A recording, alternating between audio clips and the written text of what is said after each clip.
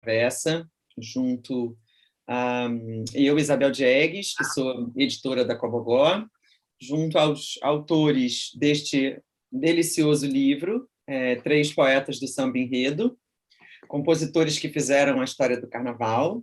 Estão os três aqui conosco e a gente vai hoje conversar sobre o livro.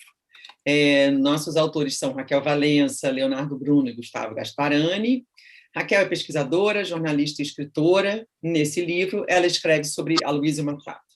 É mestre em língua portuguesa pela UF, com dissertação sobre a retórica do samba enredo, Palavras de Purpurina. Foi pesquisadora da Casa Rui Barbosa, entre 1977 e 2010. É diretora do Centro de Pesquisa da instituição, foi diretora por uns 12 anos. Faz parte do júri do Prêmio Estandarte de Ouro desde 2014 e no Império Serrano, há quase 50 anos, ocupou a vice-presidência da escola por alguns anos. Hoje faz parte da Galeria da Velha Guarda. Leonardo Bruno já é jornalista, escritor e roteirista portelense, homenageia o compositor Davi Correia. Durante 16 anos assinou uma coluna sobre escolas de samba no Jornal Extra, foi apresentador do programa Roda de Samba ao Vivo, editor da revista Rio, Samba e Carnaval e criador do Carnaval Histórico. É pesquisador do Observatório do Carnaval no Museu Nacional na UFRJ e desde 2013 é jurado do Prêmio Estandarte de Ouro. Gustavo Gasparani é ator, diretor, dramaturgo e fundador da Companhia dos Atores. Como mangueirense, fala da vida de Hélio Turco. Dirigiu o Prêmio Estandarte de Ouro por uns 10 anos, tendo participado do júri entre 2010 e 2011. Nos últimos anos, desenvolve uma dramaturgia brasileira para o teatro musical e fez vários espetáculos, Otelo da Mangueira, Samba Futebol Clube, Sambrá, 100 anos de samba, entre vários outros. Há 32 anos desfila como passista na Mangueira. Quem vai mediar essa conversa para conduzir os nossos três autores é Milton Cunha, carnavalesco, cenógrafo e comentarista do Carnaval brasileiro. Foi carnavalesco da Beija-Flor e depois colaborou com outras várias escolas de samba. Trabalhou na cenografia de shows nacionais e internacionais. Atualmente é diretor artístico dos espetáculos da Cidade do Samba. Possui doutorado e mestrado em Letras, Ciências da Literatura, além de cursar seu segundo estágio pós-doutoral pelo UFRJ em Narrativas do Carnaval. Então, a gente está aqui para falar sobre o nosso livro, sobre os poetas, e eles vão aqui começar a conversa. Obrigado, Travessa, por nos receber maravilhosamente mais uma vez. Obrigado a vocês que vieram nos ouvir e aos nossos autores e ao Super Milton que veio conduzir essa conversa. Vou estar aqui ouvindo vocês.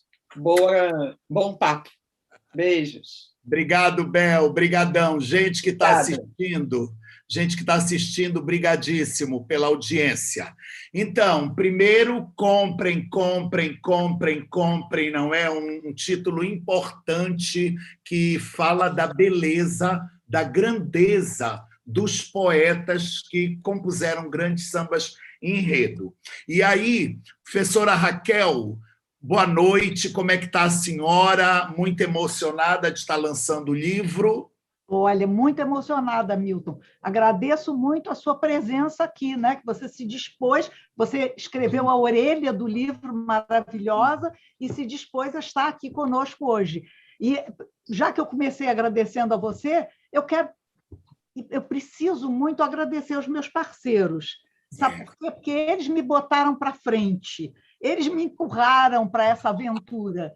Porque eu ainda trabalho e eu tenho uma vida muito atribulada e achava sempre que não ia poder fazer mais nada assim sobre carnaval, nem me dedicar, né? Porque a vida toda trabalhei com isso, escrevi sobre isso, mas agora eu achava que não ia fazer mais nada.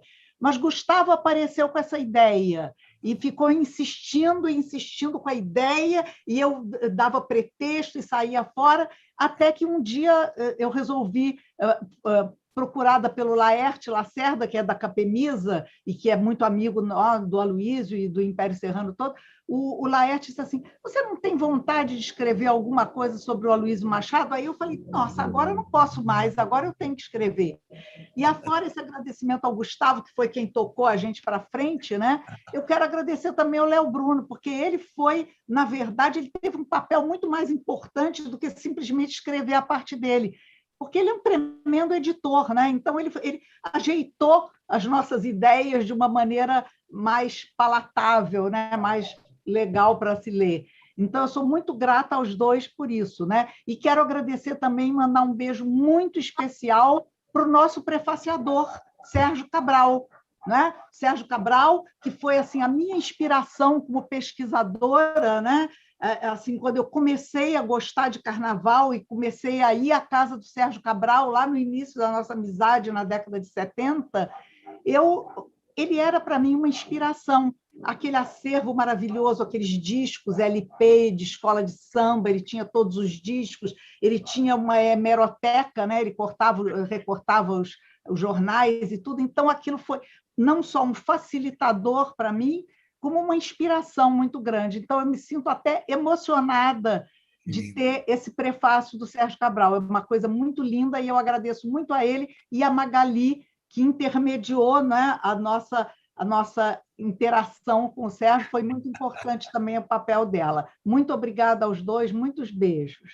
Professora, a senhora já costurou os agradecimentos todos. A senhora é ótima serzideira. Passo a palavra para o insistente diretor maravilhoso, Gasparani. Amadíssimo, boa noite. Por que tu insistiu tanto em juntar vocês três? Milton, boa noite. Estou muito feliz de você estar aqui com a gente. Eu tenho primeiro que agradecer a Raquel, porque se hoje eu estou escrevendo aqui, é por culpa dela. Porque eu era muito moleque, ia na casa dela, ela me levava para Madureira para me apresentar ao samba. Tentava me fazer ser Império Serrano, mas eu já era mangueirense. Mas ali ela me deu o Serra, Serrinha, Serrano, eu li, e enfim. Então, além de tudo que está acontecendo, de estar lançando o livro, tem o fato de estar com ela. Então, a insistência era assim, ela é o meu Sérgio Cabral, então eu queria estar com ela nessa história, entendeu? E tenho que agradecer a Isabel Diegues, a Cobogó, a toda a equipe das meninas que compraram essa ideia, porque a minha ideia era homenagear a esses grandes compositores que são desconhecidos para o público e que fizeram obras maravilhosas que todo mundo canta e que não conhece a cara deles. E estou muito feliz porque o Hélio está feliz e na semana que ele recebeu o livro ele foi escolhido como presidente de honra. Então, uma pessoa aos 85 anos em vida ter todo esse reconhecimento me justificou a insistência. Fiquei realmente muito feliz. Queria agradecer também ao primeiro culpado de todos, que é o Fábio Fabato. Foi ele que me botou nessa parada. Me chamou há uns 3, 4 anos atrás para escrever o Matriarcas na Avenida. Eu falei, que isso? Eu escrevo teatro. Não, vamos comigo escrever as Crônicas da Mangueira. Aí liguei para a Raquel, que falou, se você não fizer, alguém vai fazer, talvez não tenha tanto amor quanto você. Aí começou essa brincadeira. E o Léo, que está junto, enfim, amigos, já há um tempo, com toda a experiência dele de editor, enfim, estou muito feliz. E a insistência veio, Milton, pelo seguinte, eu trabalho muito no teatro, cada peça é uma escola de samba, e foi ficando cada vez mais difícil com o passar do tempo eu estar próximo da Mangueira, principalmente no período carnavalesco, porque eu estou em cartaz, estou ensaiando, ou estou viajando. E eu ficava pensando como eu posso contribuir com a escola que eu amo tanto, uma paixão que eu tenho tão grande, eu não consigo estar junto. Não adianta dizer que eu vou estar nas reuniões, é muito difícil. E aí veio essa ideia. Vou tentar homenagear o cara que é tão importante na minha vida, assim, todas as ligações com todos os grandes momentos da Mangueira foram com sambas do Hélio.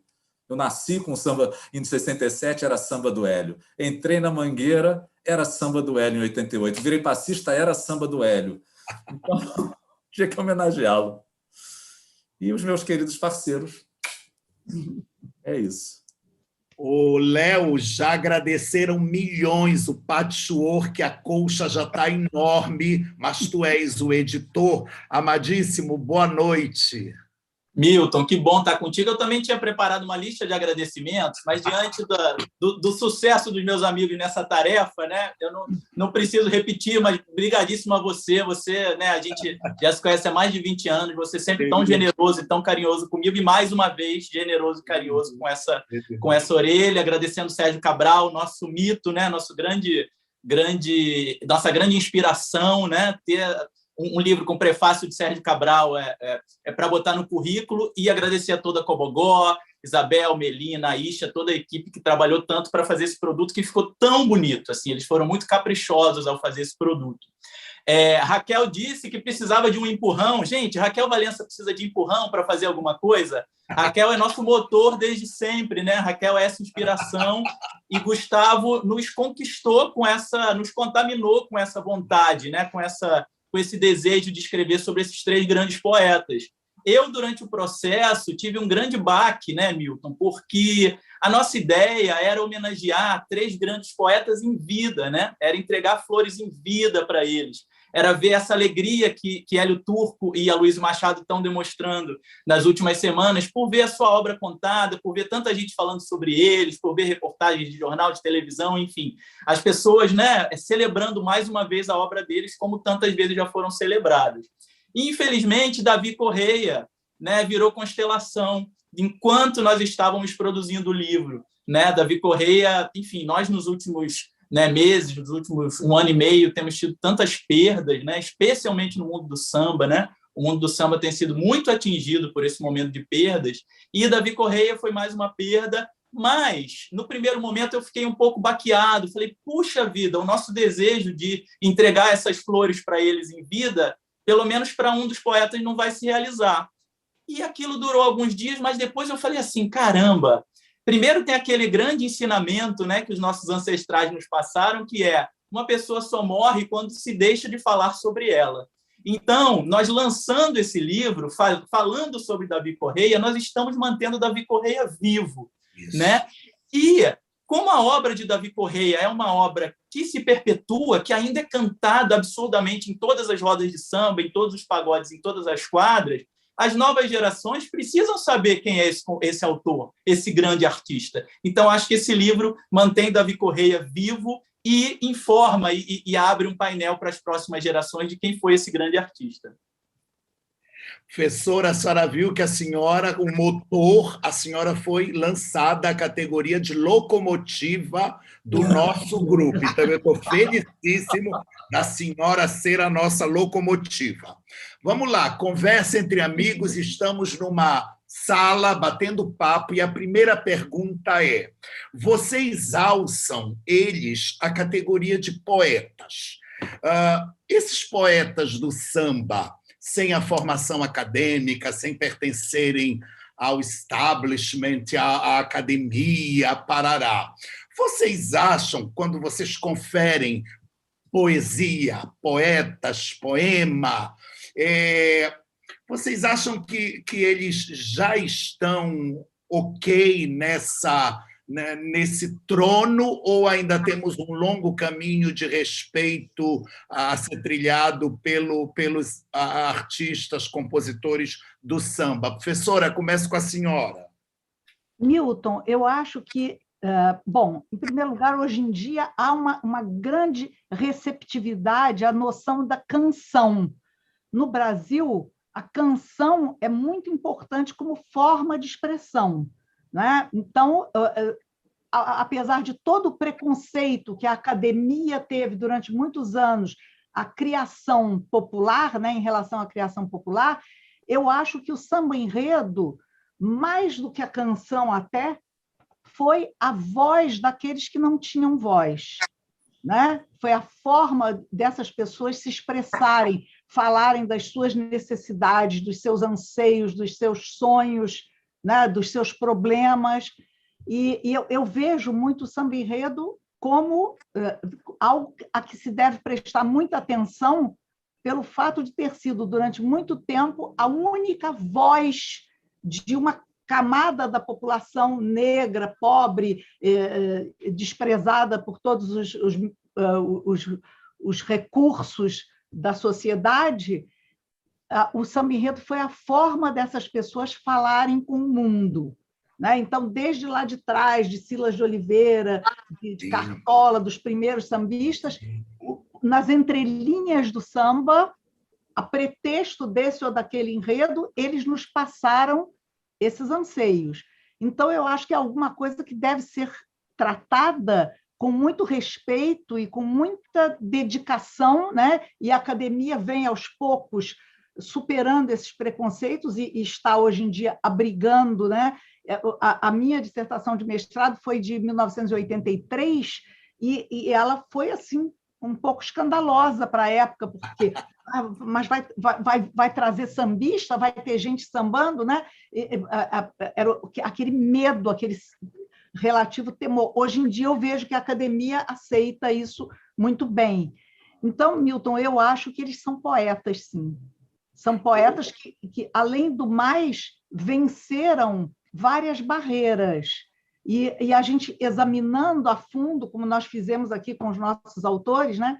Examinando a fundo esses versos, a gente vê quanta poesia está expressa ali das formas mais autênticas, né? Que nada ficam a dever ao cânone da poesia erudita, dita erudita, né? O Léo, continuando nessa história aí que eu abri, o Brasil inteiro canta essas músicas e a gente não sabe a cara desse compositor. Então, continua aí com o livro que alça eles a essa categoria de estudados. Milton, porque como a Raquel estava falando, até hoje, essa categoria do poeta, ela sempre foi carregada de um elitismo muito grande, né? O poeta é aquele que fala para uma elite, para uma intelectualidade, e é compreendido por aquela intelectualidade. Esses nossos três artistas, eles são poetas que conseguem falar com uma multidão, né? Eles são poetas que conseguem se comunicar com um país inteiro, né? O Davi Correia, ele tem uma história interessante, porque o primeiro samba que ele ganha na Portela, em 1973, é um enredo baseado num poema do Manuel Bandeira, o Vou-me Embora para Passárgada. Então, é até interessante falar da poesia sobre esse aspecto. O Davi conta que ele foi ler o Vou-me Embora para Passárgada e ele teve dificuldade de compreender inicialmente a poesia do Bandeira. E aí ele foi pesquisar, ele foi atrás de se inteirar sobre aquilo e de entrar naquele universo.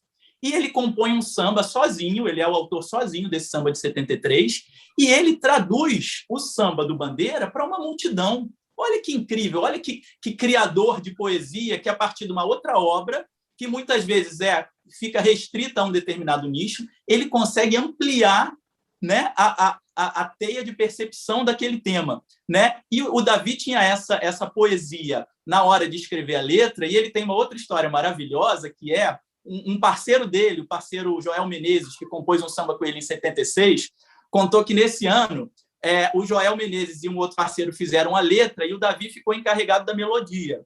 Quando eles entregaram a letra para o Davi fez 9 melodias para aquela letra.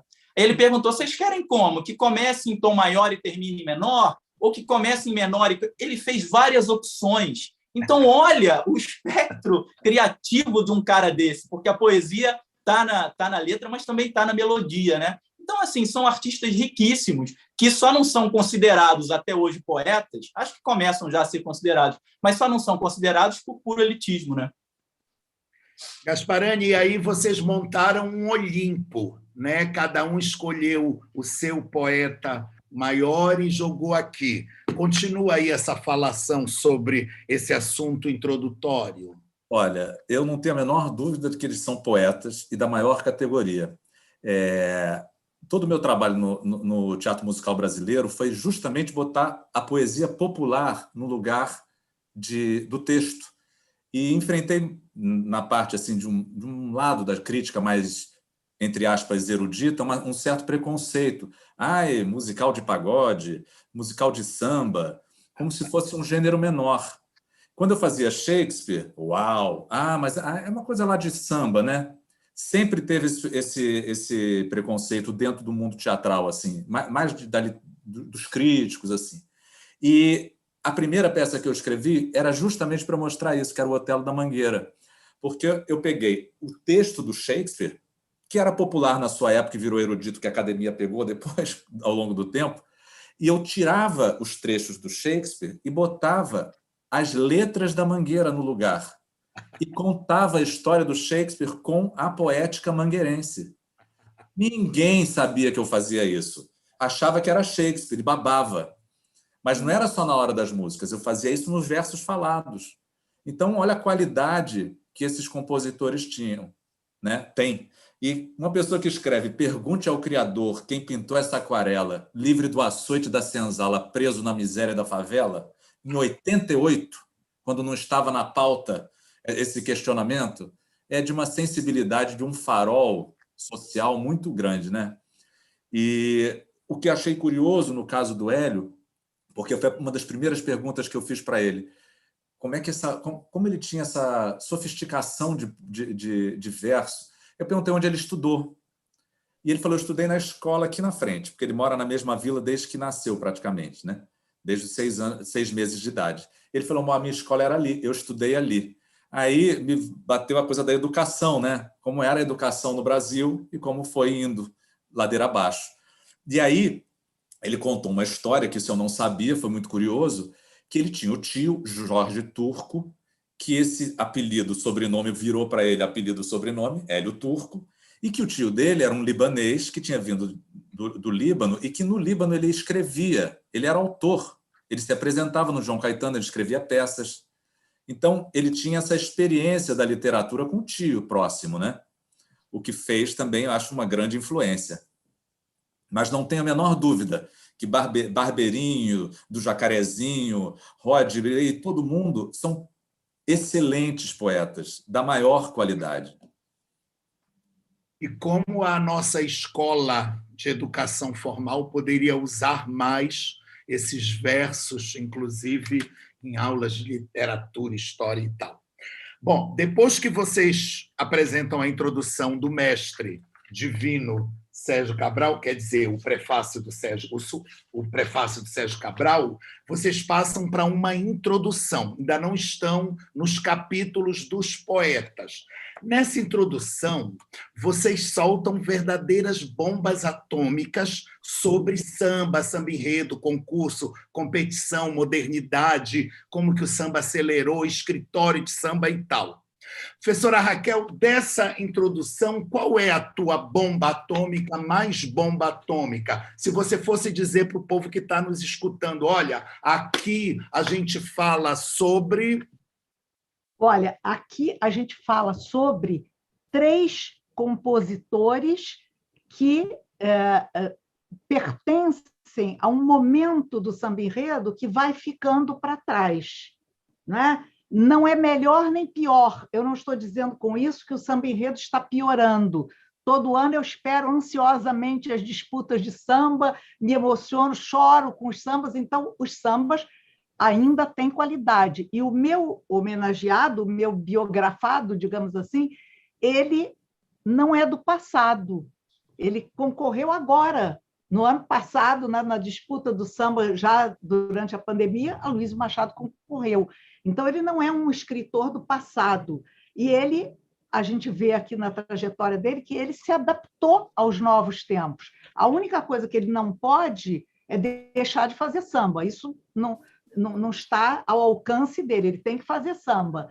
Então, tudo mudou. Aliás, tudo mudou não apenas no samba. Nessa nossa... olha que lindo. Eu vou falar uma coisa, viu, Milton? Porque eu sou um pouco prosa. Eu sou meio... eu vou falar uma coisa. Dos 3 biografados aqui, dos 3 homenageados, o único que é amigo da biógrafa é Aloísio, porque eu conheço o Aloísio, eu fiquei fazendo a conta hoje, eu conheci o Aloísio no final de 1981, portanto, há 40 anos, não é isso? 40 anos. E é um escândalo isso, porque foi na noite em que ele foi campeão do Bumbum, da escolha de samba enredo Bumbum, Paticumbum para o Gurundum, e eu, que já estava no Império há 10 anos, pensava, para quem é esse Aloísio Machado? Nunca ouvi falar nesse homem aqui, né? Porque ele tinha ficado fora da escola durante um período na Vila Isabel. E aí, naquela noite, eu encontro o Aloísio, ele estava sentado no meio-fio tomando uma sopa. Então, ele não era uma figura conhecida na escola, festejada, ele estava humildemente tomando uma sopa, e nós nos aproximamos, eu e o meu marido, que é meu parceiro no livro, né? Meu primeiro marido, e nós nos aproximamos, e desde então veio a nossa amizade. Isso é só para humilhar um pouco, sabe? Porque eu sou prosa. Agora, voltando ao assunto principal, então, o Aloísio, por exemplo, é um exemplo, como o Hélio Turco também, Davi também, são exemplos de pessoas que não pertencem ao passado. Eles vêm com o samba enredo, com todas as alterações que o processo de criação de samba enredo vem passando, né? Eles acompanharam isso. Mas nós queremos mostrar, eu acho, com essa trajetória, com essa discussão inicial na introdução e depois com a trajetória de cada um deles, que não é assim alguma coisa que devemos lamentar de maneira saudosista. Ah, que bonitos eram os sambas de antigamente. Não, que bonitos são os sambas enredo até hoje, né? Que coisa linda, que coisa rica, que explosão de criatividade a cada ano na cabeça dessas pessoas abençoadas. E essas pessoas, os nossos três aqui, eles vêm de um modelo diferente, que talvez em alguns momentos eles lamentem e digam: ah, que pena que não é mais assim, que pena que eu não faço mais o samba com Beto sem braço, só eu e ele no ônibus, né? Não. Então, eles podem eventualmente lamentar, mas eles não abandonaram o barco. Então, eu acho que isso foi a coisa assim, que mais me deu satisfação ao fazer esse livro, né? Foi verificar isso, como o samba enredo é vivo.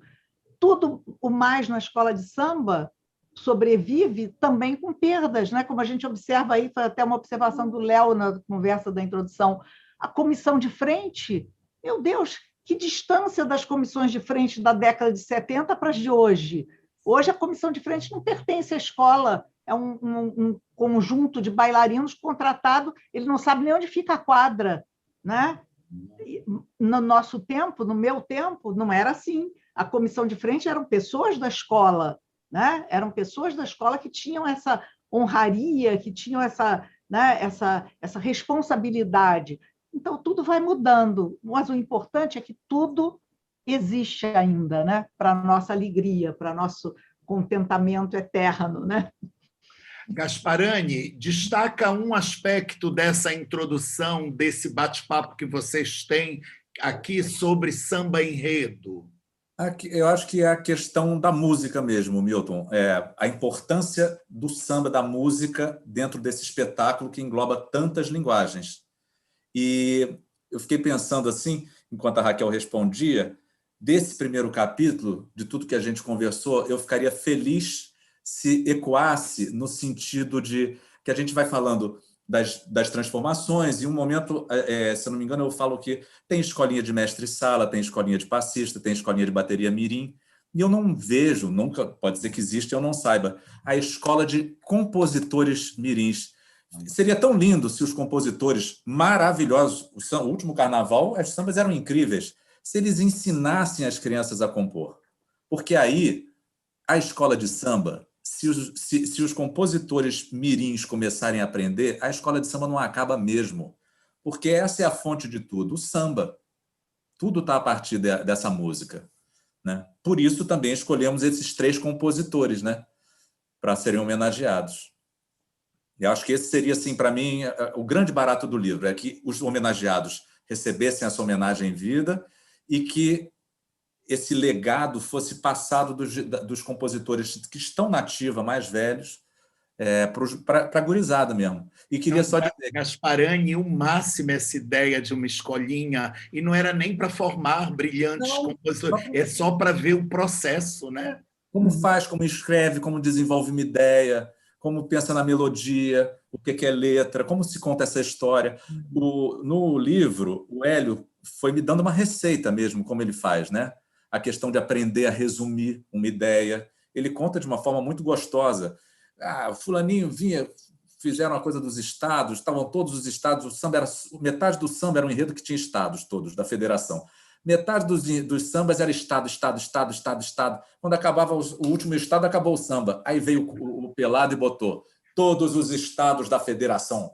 Acabou com todo mundo. Aí depois fizemos samba. Em um verso ele resolveu. Então, a coisa de saber resumir, né? Eu acho que isso é muito importante. Seria um legado muito bacana desse livro, se isso rolar. Léo Bruno Amado, solta aí uma bomba de samba enredo dessa introdução aí, antes de entrar nos capítulos dos biografados. Ô, Milton, a gente começou a escrever, a apurar, enfim, as histórias desses três, né? E aí a gente sentiu necessidade de, no livro, ter um capítulo inicial que fosse meio que um panorama do gênero samba-enredo, né? Já que a gente está falando sobre esses três cânones, né? Por que transformações o samba-enredo passou? Até porque esses três, nossos três artistas, eles percorreram 8 décadas, porque Hélio Turco começou a compor ainda nos anos 50. Aloysio Machado, como o Raquel falou, é o autor do Samba do Império de 2020. Né? Então, são 8 décadas de samba-enredo em que eles estiveram presentes. Então, a gente falou, vamos fazer esse primeiro capítulo, só que a gente não queria fazer uma tese sobre samba-enredo, a gente não quer dizer o que está certo e o que está errado, não. A gente quer colocar as nossas ideias na roda e optamos por fazer um capítulo conversado. Então, é um bate-papo e é muito interessante porque tem uma hora que Raquel fala uma coisa, Gustavo discorda, eu digo, Raquel discorda. Então, entre nós três, também temos nossas opiniões diferentes e aí quem lê vai poder, inclusive, concordar com um ou concordar com o outro. Né? E aí, quando a gente faz esse panorama das transformações, nós temos algumas críticas, né, ao processo, a gente faz observações, mas o que eu acho muito bacana é que nós temos uma visão, e aí é algo que os três concordam, uma visão muito positiva sobre a última década de samba-enredo. De 2010 para cá, ou seja, nos últimos 10 carnavais, o gênero ganhou uma vitalidade, o gênero se reencontrou, tanto que nós citamos, né, a gente faz uma lista de todos os sambas que nós citamos durante o papo. Nós citamos inúmeros sambas dos últimos anos, especialmente 2018, 2019, 2020. Então, você quer um capítulo mais otimista, né, em relação ao gênero, quando a gente chega à conclusão de que os últimos 10 anos foram 10 anos brilhantes no samba-enredo. Então, acho que, apesar de todas as críticas, né, e de nós fazermos reparos a alguns movimentos, né, nessa trajetória de 8 décadas, a última década foi muito promissora e isso deixa a gente muito empolgado para o que vem por aí. Posso fazer um comentário? Eu queria falar uma coisa antes do curso. Podem. Sabe o quê? Eu queria contar, Milton, que essa nossa conversa foi real. Foi real. E saiu até briga. Saiu briga. Quase nos separamos. Quase nos separamos. Porque eu vou contar aqui para vocês em off. Gustavo, tudo para ele, tudo que se falar de samba-enredo é o samba Monteiro Lobato. Tudo. A Monteiro Lobato foi o primeiro. Tudo. Olha isso, pessoal. Olha isso. Quando a gente argumentava, mas antes de Monteiro, não, Monteiro Lobato foi o primeiro de tudo. Então saiu até briga, depois ficamos de bem de novo, viu? Mas era só esse comentário. Pode falar, Gugu. Um comentário do mal, isso foi uma coisa do mal. O Monteiro Lobato fala. Eu vou falar. Eu até me perdi. Eu queria completar uma coisa que o Léo estava falando. Eu acho que essa década ela está muito boa em termos de qualidade de samba. Eu acho porque houve uma melhora muito grande dos enredos. E isso tem a ver com a nova geração de carnavalescos, a meu ver. Porque é uma geração que gosta de escola de samba, gosta de samba. Antes parecia que existia uma coisa assim. Quando o carnavalesco tinha um aprimoramento estético, não necessariamente era ligado ao samba. E agora parece que eles pegaram, a nova geração pegou o que tem bom de estética, a boa herança da estética, né? E é ligado ao carnaval. Então propõe enredos que parece que combinam com as suas comunidades, com as suas escolas. Isso foi uma potência. Eu achei o último desfile uma potência de arte ali. Essa geração... Tem uma coisa engraçadíssima que é como de 5 anos para cá, estes jovens carnavalescos anteciparam na avenida questões sociais, políticas, críticas que vieram eclodir agora, ano passado na pandemia, mas que já vinham pontuando desfiles, ou seja, havia uma visão visionária de como vai chegar nesse caldeirão agora de mundo. E eu acho que é uma geração... Acho que talvez o fato do Leandro ter vencido na Mangueira deu uma visibilidade a essa geração que as escolas não tiveram medo de apostar nos novos. E aí foi cada vez entrando mais novo, e eles, os desfiles E descendo. o triunfo dos dois garotos na Cubango também, não é? Leonardo Bora e Gabriel Haddad também. Olha, isso é uma mostra, hein, Milton? Oi. Não, eu ia falar rapidinho, isso é uma mostra da importância da formação de profissionais, né? Porque os carnavalescos, você tem ali a Escola de Belas Artes como um lugar que está sempre repondo e formando esses profissionais. E é uma mostra muito interessante também para a gente perceber como hoje a centralidade do carnaval está na figura do carnavalesco, né? O que é uma mudança muito grande em relação ao passado, porque a gente está aqui falando de uma mudança no samba-enredo, e para que tenha ocorrido uma mudança no samba-enredo, a gente está atribuindo isso aos carnavalescos, né? Então, assim, a figura do compositor... Jovens carnavalescos preparadíssimos, mas movidos por um amor e um respeito às tradições da escola de samba, acho que é isso que fez essa explosão, né? As narrativas estão muito incríveis na Avenida. Preciso ir para os biografados, preciso ir. Aí começamos a biografia, né? Professora, volta ao mundo em 3 minutos. Em 3 minutos, faça um resumo sobre o seu biografado, seu Aloysio Machado. Bom, o Aloysio Machado foi um compositor de inspiração imperiana. Ele ficou 10 anos na Vila Isabel, ele é imperiano de... Eu tenho que começar dizendo uma coisa. Eu não fiz propriamente uma biografia dele, porque ele tem uma biografia publicada, ele tem, enfim, é um compositor muito festejado. Eu fiz o que foi Aloysio Machado no Império Serrano, né? O que me interessa é a trajetória dele no Império Serrano. E aí eu verifiquei o seguinte, o Aloysio ele era imperiano de família, né? O irmão dele saía no Império, ele tentava, quando adolescente, sair no Império, não conseguia, e ele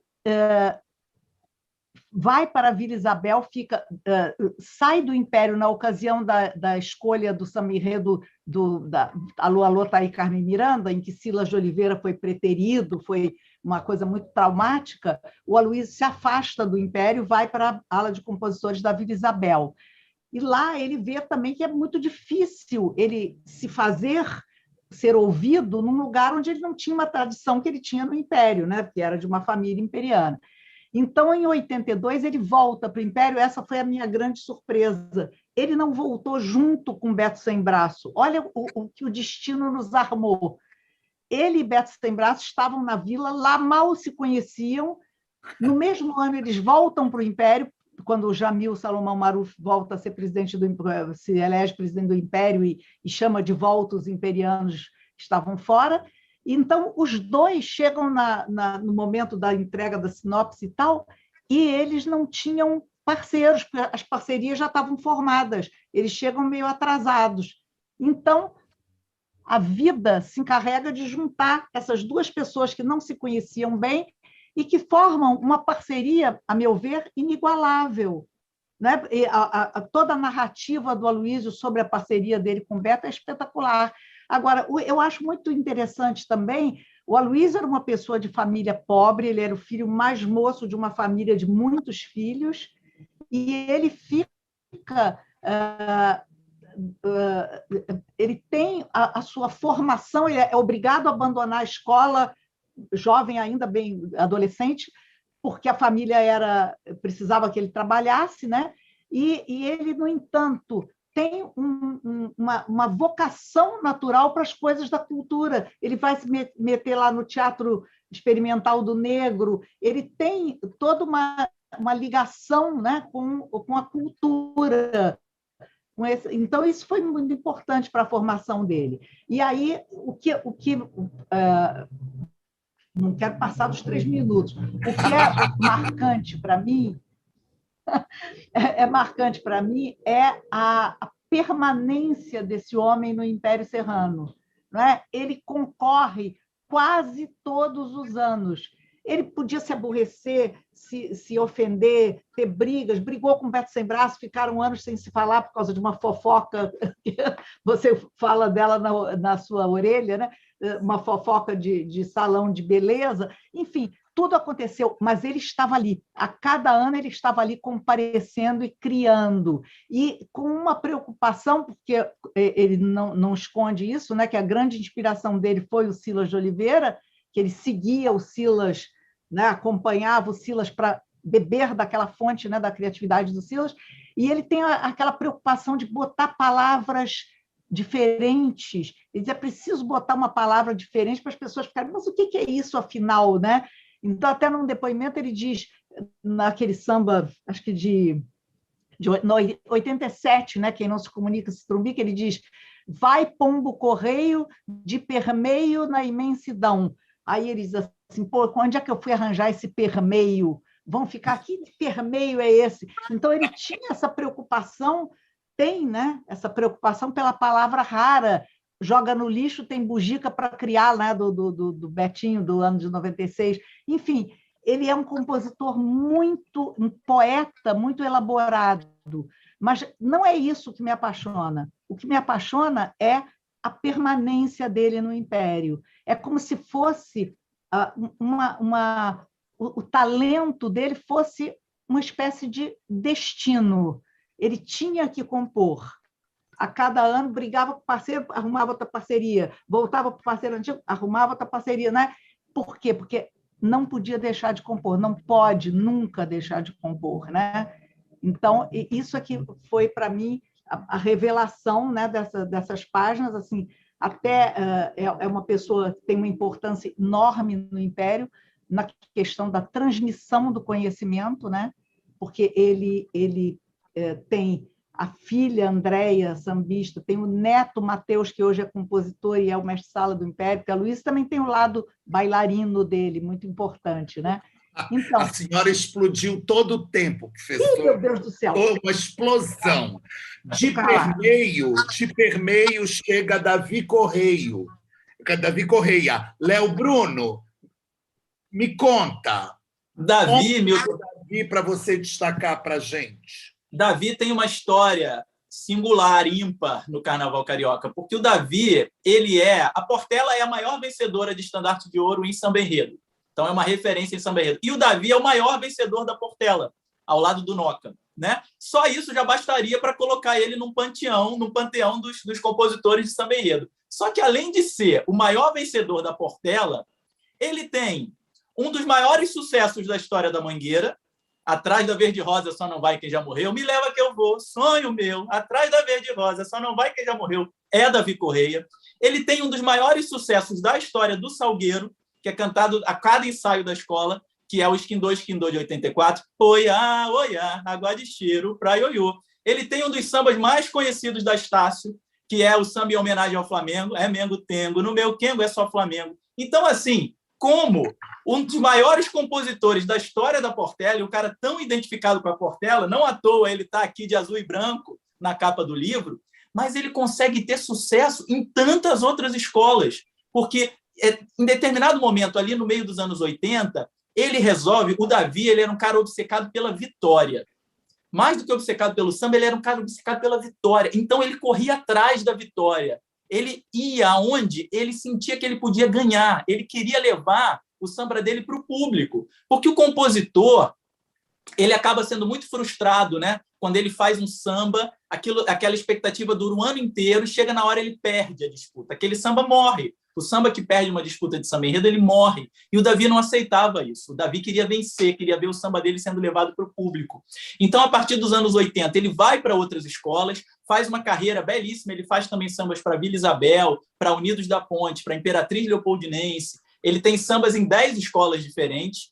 E ele, além disso, tinha uma carreira de meio de ano muito sólida. O Davi tem 4 discos lançados, né, como cantor. Ele gravou com Elza Soares, gravou com AGP, ele gravou com Almir Neto uma das músicas que é um hino do pagode, que é o Mel na Boca, né? É mentira, pra que tanta promessa de me dar felicidade, bota mel na minha boca. Pouca gente sabe que essa música é do Davi Correia, muita gente acha que é do Almir Neto, né? E, coroando essa história maravilhosa, ele foi gravado simplesmente pela Maria Bethânia, né? Que gravou Das Maravilhas do Mar, fez O Esplendor de uma Noite, agora nos anos 2000, coroando essa história. Então, ele é um cara, ele é um artista múltiplo. Além disso, ele cantou todos os sambas dele na Avenida. Ele era um cantor fantástico. Então, todos esses sambas que ele ganhou na Portela ou nas outras escolas, ele cantou na Avenida. Então, ele é um artista múltiplo, mais do que um artista da Portela, um artista do carnaval, que fazia sambas para enredos muito diferentes, sempre com uma melodia característica e com uma forma característica de puxar. Ele era um cara fantástico e com essa história muito singular, muito única. Lindo. E aí o livro abre, capítulo 4, entre versos, pipas e balões. E nós temos um vídeo que seu Hélio Turco gravou para este lançamento aqui. Produção, Amado, solta o vídeo do seu Hélio Turco para a gente ver o seu Hélio falando do livro. Estou muito feliz por ter meu nome escrito nesse livro, contando a minha história, e com a minha história vai a história da minha querida Mangueira. A minha história no livro fala da luta que nós tivemos para a Mangueira chegar até o ponto que chegou agora. Eu vim da Sede Velha, tirar lama de frente à quadra, para a gente poder ensaiar, para chegar até hoje no Palácio do Samba. Eu espero que esse livro tenha uma repercussão muito boa para todos nós que gostamos do verdadeiro samba brasileiro. Gasparani, corte seus pulsos, meu amor, porque é muita emoção. Eu sou do tempo da lama, a lama na frente da quadra. Só isso já basta. Fala, Amado. Hélio Turco. Eu acho que é isso. O Hélio é a Mangueira e a Mangueira é o Hélio. O Hélio, ele... Fiquei até emocionado aí com ele falando, porque muito. Ele deu a vida dele pela escola. Tudo que você puder imaginar, ele fez. Ele reformou, ajudou a reformar a quadra, ele ajudava a angariar dinheiro, ele fazia destaque, fantasia de destaque, ele compunha, ele era e tudo aconteceu de uma forma inesperada. Uma tia dele ligou para ele para pedir para chamar o amigo dele pelado para reformar um sofá. Ele foi lá na quadra velha, estava tendo uma reunião de compositores, chamaram ele entrou, porque precisava assinar, estava sem número para assinar e a ala ia ficar sem representação. Aí ele assinou só para fazer um número, ele não compunha nada. E aí ele brinca, que ele fala assim, vou repetir uma coisa aqui do livro, segundo o Hélio Turco, ele mesmo diz que não toca, não bate, não canta, não samba e também não é turco. Tudo porque ele é de origem libanesa. Mas no Brasil todo árabe é turco. Então... Não sou turco. E ele tem 8 décadas de composição. Ele ganhou o primeiro em 59 e esse ano, a próximo carnaval, tem um samba dele. Está lá concorrendo com um refrão super forte, que tem tudo para chegar na final, pelo menos. Então, eu acho que ele tem uma identificação muito forte com a escola. Aquelas bandeirinhas que virou moda na Avenida, quando a Mangueira entrava e depois passou para várias escolas, ele fazia na casa dele com a família. Os balões na frente da quadra, ele decorava a quadra. E ele conseguiu um feito, quando ele ganhou em 59, ele ganhou do Cartola. No ano que ele ganhou do Cartola. O Cartola fez aquele samba Tempos Idos, mas não estava no andamento de escola de samba. Então, não ganhou, ficou em segundo lugar, ganhou o Hélio. E em 12 anos, 13 anos, ele ganhou 10 vezes. 10 vezes em 13 anos. Aí começam as milhões de histórias. Ele não tem o temperamento, ele é um cara de temperamento, ele não tem papa na língua, né? Vai falando tudo. O cara é brigão. Mas, ao mesmo tempo que ele é brigão e exige uma retidão de comportamento, de tudo, o que vai fazer ter muitos atritos, ele é um cara muito generoso para a comunidade. Então, as crianças, ele é messiânico, ele dava passe para ajudar na bronquite das crianças. Ele tem uma ligação com a comunidade que vira uma extensão dele. Tem um fato que você até falou que é sensacional. Um amigo chegou, estava precisando de uma porta, ele não teve dúvida, entrou em casa, arrancou a porta da filha e deu para o amigo. Toma a porta, está aqui a porta, como a porta. E tem essa questão assim de ele ter atravessado as décadas, né? Ele vem do tempo do lençol, do samba lençol, aqueles sambas grandes, com aquelas opulências no vocabulário, e aí depois tem que fazer o samba mais curto da década de 70, até chegar... Aí é suspenso injustamente, uma questão política mais mesmo, durante quase 8 anos, e volta no Braguinha. E volta a ganhar sem parar, fazendo novos parceiros. Eu acho que ele representa, dentro desses 3, o compositor de samba. Ele é de samba enredo. Ele tem outros sambas, mas ele não tem uma carreira fora da escola de samba. Tem histórias de pessoas, outros presidentes de escola tentando chamar ele para ir para a escola, chegando com carros, oferecendo almoço, chama, vamos lá. Ele nunca, não posso fazer um samba que vá competir com a Mangueira. Então, eu acho que essa devoção à escola, ela coloca ele num lugar tão mágico assim, eu acho muito emocionante, sabe? Não é à toa que ele veio aqui falar dessa forma singela e apaixonada pela escola dele, né? Olha, o Gasparani falou de bandeirinha e a professora Raquel tem uma bandeira. Por favor, professora, exiba a sua bandeira. Eu também tenho. Olha, tu também tem, Gasparani. Essa é qual? Mangueira. Ficou laranjado, o rosa ficou laranjado. Bruno, tu tem o quê? Eu tô com a minha águia aqui, ó. Ó a minha águia aqui, meus bonequinhos da Portela aqui, ó, minha Portela. Minha Portela tá aqui, turma. Tá aqui, tá na área. Olha, muita gente elogiando, e é muito elogio sobre a qualidade da obra desses 3 compositores e tal. Professora, 3 sambas do Aloysio, e por que a senhora escolhe esses 3 como representativos da genialidade dele? Escolha 3. Olha, é até difícil. Muito, é até difícil. Eu sei. Bom, eu não posso deixar de fora de jeito nenhum o Bumbum Paticumbum pro Gurundum, foi o samba que o consagrou, né? Foi a chegada dele triunfal no Império com esse samba, que é um samba antológico.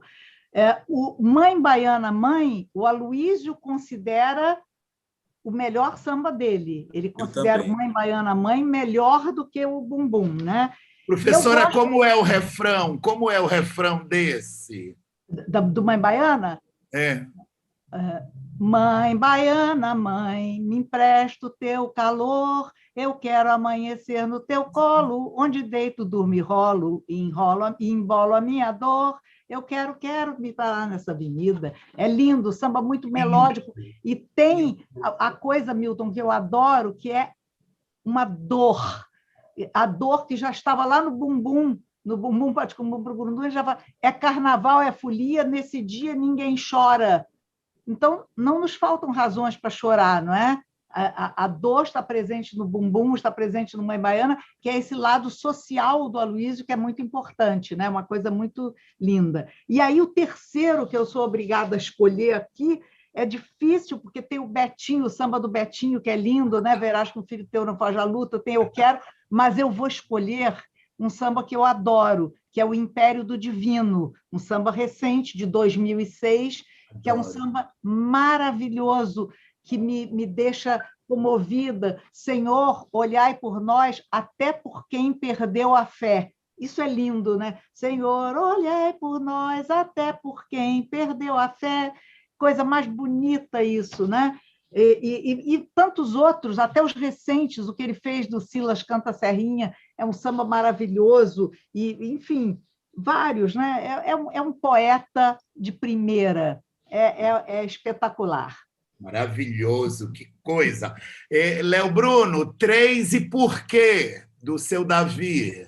Olha, o Davi, ele tem 3 estandartes de ouro, né? Ele ganhou o estandarte de ouro com o Macunaíma, de 75, com o Incrível, Fantástico, Extraordinário, de 79, e com o Das Maravilhas do Mar, Fez o Esplendor de uma Noite, de 81, que é o grande samba dele. né? E lá vou eu pela imensidão do mar, essa onda que borda a avenida de espuma, me arrasta a samba, e lá vou eu. Esse samba, Milton, foi um estouro tão grande em 81, tão grande, antes do Carnaval esse samba já era um sucesso, ele levou o Davi Correia como cantor ao Globo de Ouro da TV Globo, e o anúncio do Globo de Ouro naquele dia foi assim: e hoje, no paradão de sucessos do Globo de Ouro, Roberto Carlos, Djavan e Davi Correia. Isso é maravilhoso, estava junto com o rei Davi Correia, né? Assim, ele realmente foi um estouro impressionante. Esse é a grande obra que o Davi Correia nos deixou em parceria com Jorge Macedo. Um outro samba dele que eu destacaria por ser o samba que ele fez na Mangueira. Isso é muito importante, porque a escola de samba ela tem dentro dela, especialmente na aula de compositor, essa coisa da rivalidade, né? Então, a Mangueira aceitar um samba do Davi Correia, e mais do que isso, o Davi Correia grava esse samba no disco. A gravação do Atrás da Verde Rosa Só Não Vai Quando Já Morreu tem o Jamelão, os 4 baianos, né? Gal, Bethânia, Caetano, Gil, e o Davi Correia. O Davi Correia é convidado para gravar a faixa, né? E o terceiro samba que eu destacaria é esse grande hino do pagode que eu falei há pouco, que é o Mel na Boca, né? Gravado pelo Almir Guineto, que é cantado em todas as rodas de samba, e é preciso que se lembre que esse samba é do Davi Correia, que foi um grande expoente desse movimento do pagode ali dos anos 70 e 80. Gasparani Amado 3, e por quê? Tá, eu não vou escolher, embora a Raquel tenha denegrido a minha imagem com o Monteiro Lobato, eu não vou escolher o Monteiro Lobato. É belíssimo. Eu vou escolher, vou me exibir aqui. Samba, a mulata é a tal, salve a lourinha dos olhos claros de cristal. É no balance, eu quero ver balançar. É no balanço que a mangueira vai passar. Adoro. É no balance. Esse samba, ele foi... Enfim, esse samba marcou a vida de todo mangueirense, ainda mais da minha geração, que foi o primeiro carnaval que eu vi ganhar. A escola teve 2 desfiles, foi super campeã naquela doideira do governador de ter 2 campeonatos no mesmo ano. Enfim, a cidade cantava esse samba sem parar. Ele foi eleito o samba do século, se não me engano, pelo Jornal dos Esportes. E é um samba muito emblemático para a escola e para o próprio Hélio escolhe esse samba como um samba importante na vida dele. E tem toda a relação com o balão, que ele era baloeiro. Então, hoje tem Fogueira, Viva São João, ele saiu de baloeiro nesse ano.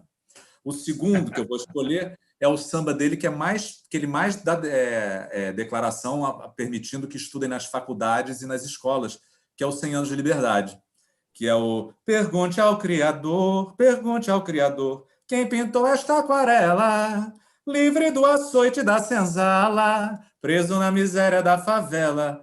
O que eu acho lindo é que o Hélio Jurandir, aqui já é com Alvinho também, tem essa característica de levantar os braços e dar vontade de chorar. Os sambas dele, você, na segunda, levanta o braço para o alto que vai dar vontade de chorar. São umas melodias muito fortes, muito emotivas. E o terceiro, esse de 88, foi quando eu passei a desfilar. E o de 90 foi quando eu virei passista.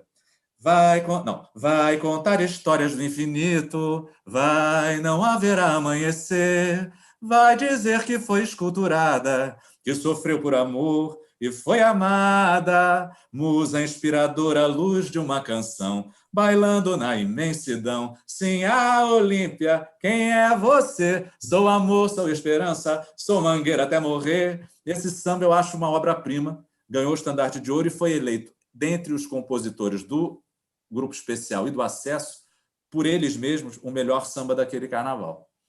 E aí eu acho que, na verdade, esses 3 compositores, a gente pode usar para representá-los, a gente pode falar, vai contar a história do infinito, não haverá amanhecer. Porque é isso que eles fazem, né? Eles contam histórias através das músicas para a gente.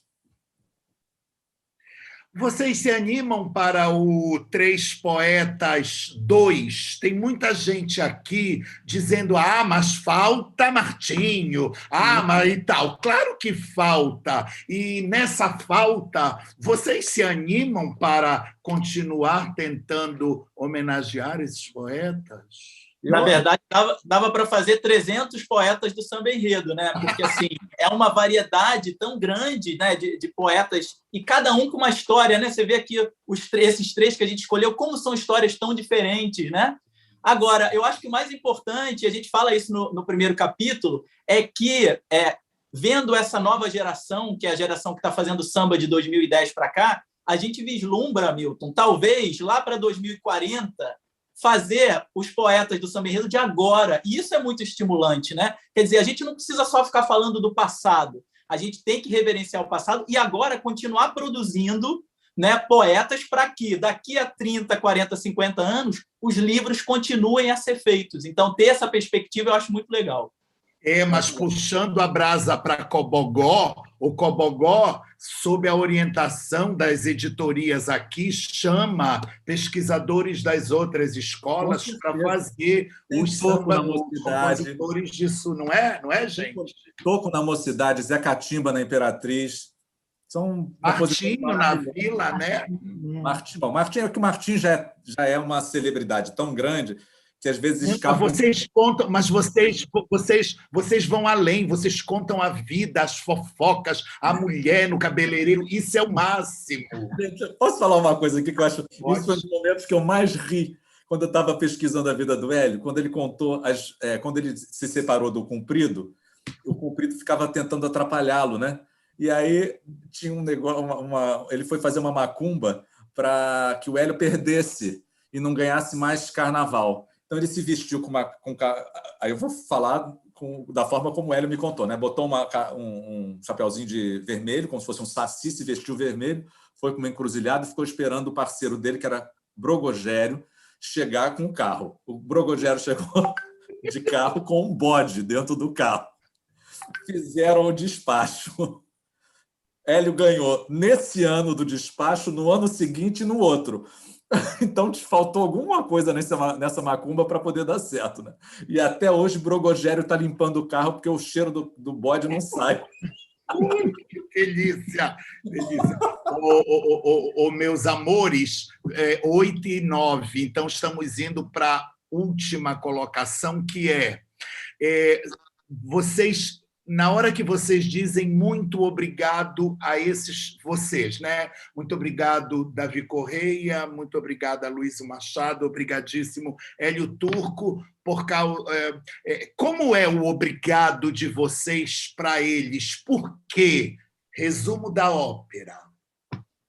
Bom, o meu obrigado ao Luísio Machado é por vários motivos. Em primeiríssimo lugar, pela obra dele, né? Ele foi campeão de samba enredo, quer dizer, o Império cantou samba de Aloysio Machado na Avenida 14 vezes. É uma coisa muito representativa. Ele é o compositor, fora Silas de Oliveira, né? Ele é o compositor mais presente nas vitórias de samba enredo do Império. Mas eu tenho também um agradecimento pela permanência dele no Império, porque ele é uma figura da quadra do Império, ele é uma figura presente. Por exemplo, nas disputas de samba enredo, quando ele concorre, hoje em dia ele já, às vezes, não vai. Naquele dia ele não vai, os outros, naquela eliminatória ele não vai. E aí é como se faltasse alguma coisa. Todo mundo pergunta, ué, cadê o Aloysio? O Aloysio não veio? Não faz falta, porque ele não canta, ele só fica dançando, fazendo uns passos de mestre-sala, mas ele faz falta, porque ele é uma figura da quadra do Império. Isso, para mim, tem um valor enorme. E o terceiro agradecimento é pessoal, porque Aloysio não é uma pessoa de trato fácil, ele é uma pessoa, assim como Hélio Turco, né? Um pouco arisco, às vezes, mas ele foi extremamente colaborador, extremamente gentil, ficou extremamente feliz, né? E eu fico muito grata a ele, porque Aloysio Machado é um Deus, né? É um Deus, é uma pessoa abençoada. Então, eu fico grata dele ter colaborado para que eu pudesse fazer esse trabalho e enfim, fazê-lo a contento, né? Da melhor maneira que eu pude. Posso ir aqui?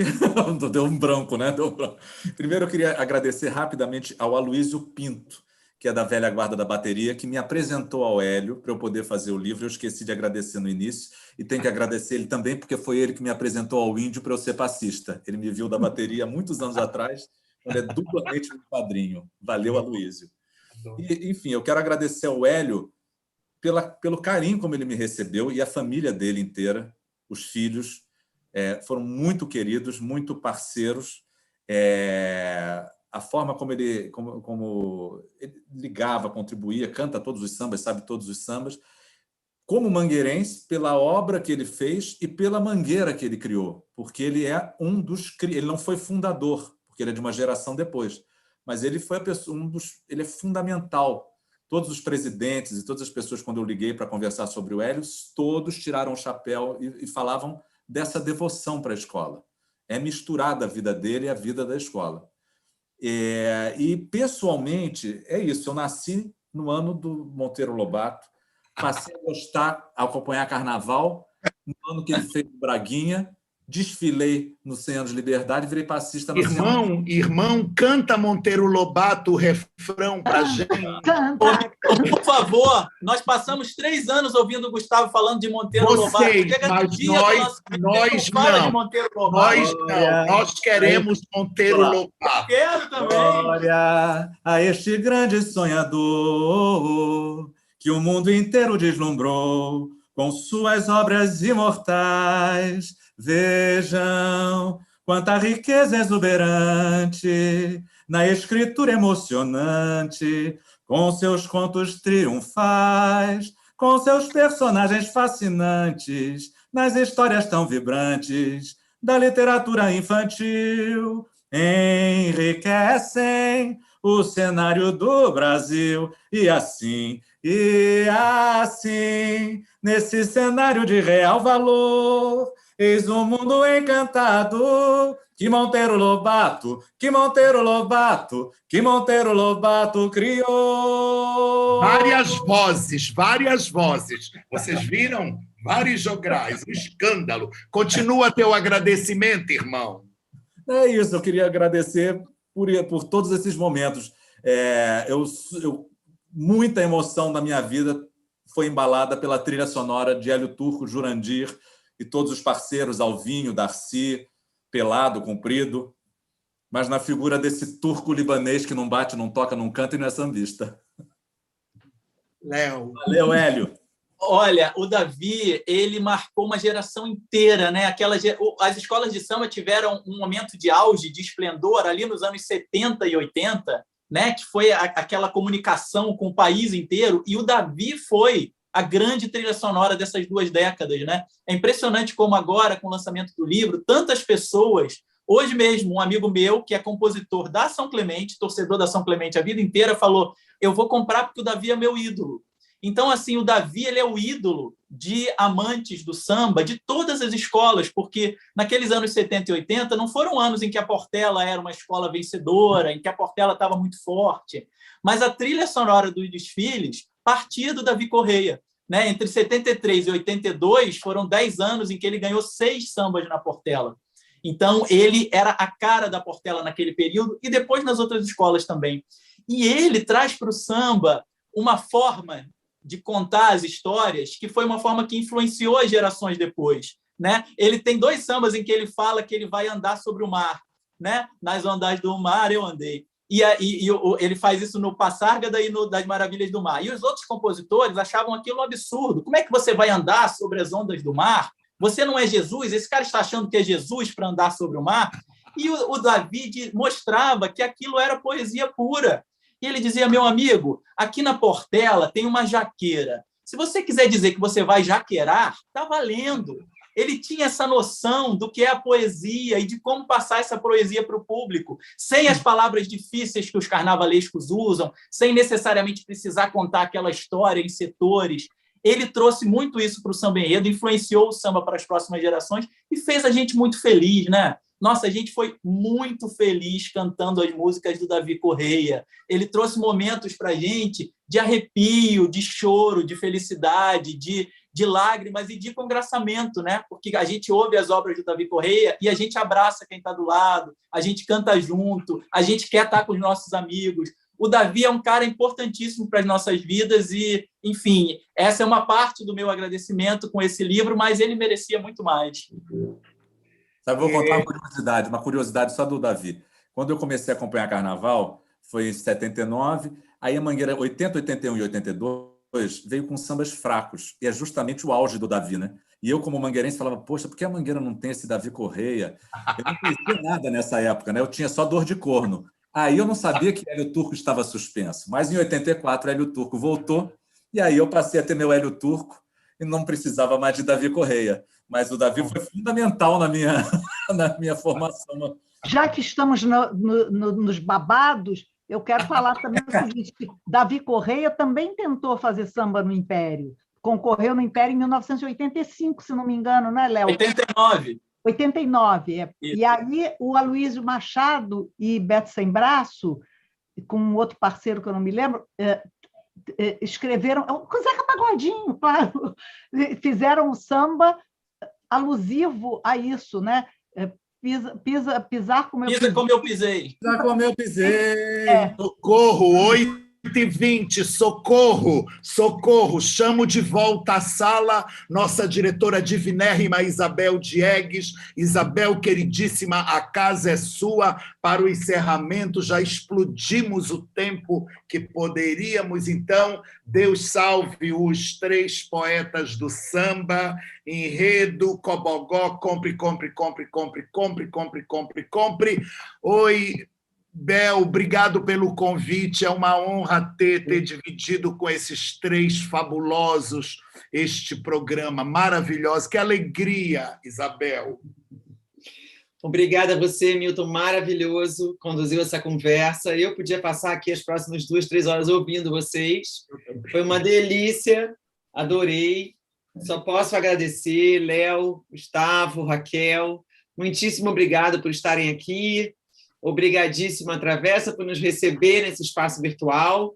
Em breve, depois de todos vacinados, a gente pode se encontrar de novo dentro da livraria, mas estar aqui é uma alegria. Obrigada a todo mundo que esteve aqui assistindo essa conversa maravilhosa. Ela fica gravada no YouTube, se alguém quiser ver de novo, se perdeu o comecinho, se quiser contar para alguém, mandar o link, ela está lá. E o livro está em todas as livrarias. E essa noite, algo que não falamos, ele está autografado na Travessa. Então, quem quiser o livro autografado pelos autores, é só comprar na Travessa, que ele vem autografado pelos 3. Tá bom? Obrigada, boa noite a todos. Foi um prazer. Obrigado, gente. Muito obrigado.